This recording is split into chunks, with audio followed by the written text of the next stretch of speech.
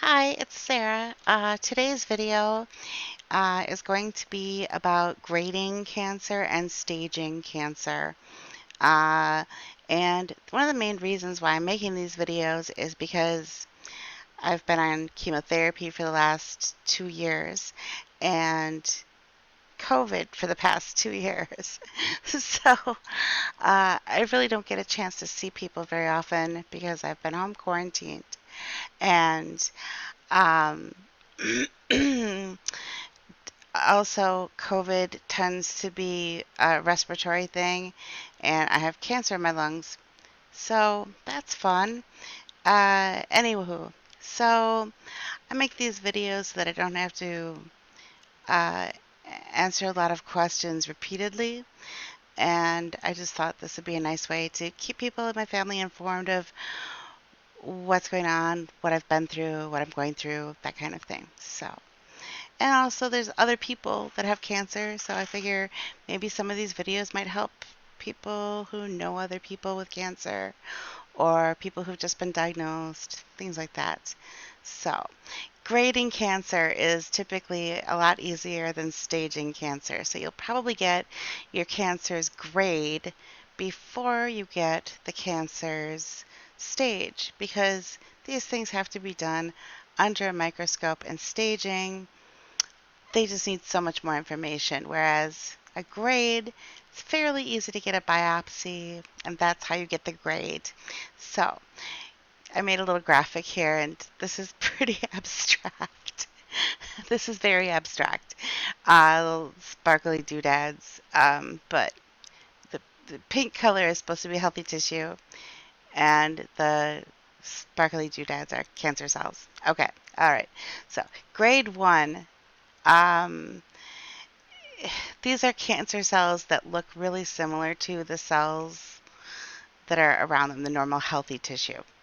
So this is the hardest grade, I think, for people to see under a microscope. It's a slow growing cancer at this stage, but that doesn't mean that you can just put that off.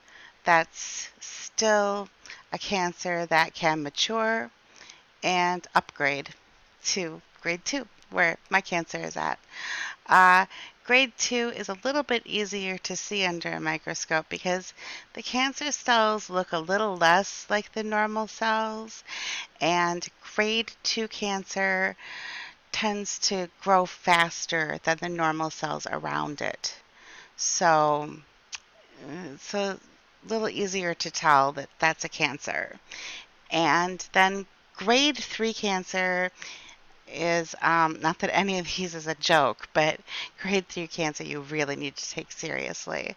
Uh, Under a microscope, these cells don't look anything like the healthy tissue that they're around. In fact, it's probably corrupting the healthy tissue around it.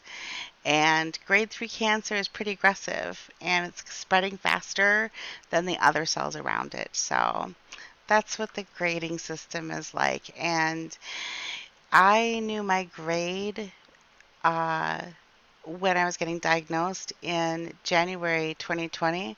I knew the grade before I knew anything about what stage. I kept asking, but they kept telling me that they needed to see uh, my tumor more close up under the microscope, more intimately. So, um, anyway, that brings me to stages. So, these little figures here. Uh, I'm a member of Gaia Online. This is the female avatar base with different skin tones that I have in my inventory there. But they work for this situation. So, anyways, all right. So we have stage 1 breast cancer on the top left. This cancer is only present in breast tissue. It's not moved anywhere, and at this stage is often curable because breast cancer is a really common kind of cancer and people are getting sick of so many people dying from it. So it gets a lot of funding for research. And because of this, there are cures available. And I don't mean remission, I mean cures, where They do a lumpectomy, maybe a little radiation and or a little chemotherapy, and maybe if it's HR positive like mine, they might do some hormone treatment, and then you're done for like that's it. And then you have the same chance of getting cancer again as anybody else. It's amazing.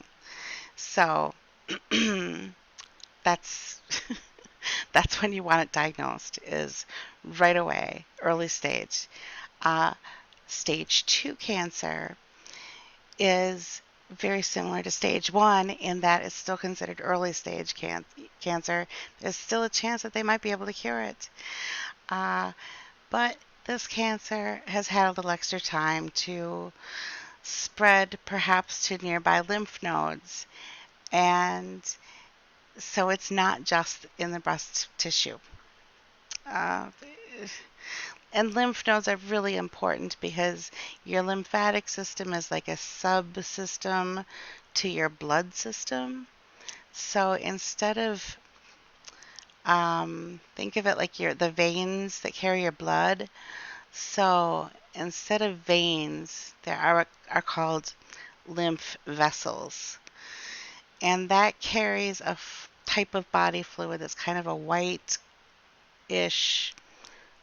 clear liquid, and that liquid is called lymph.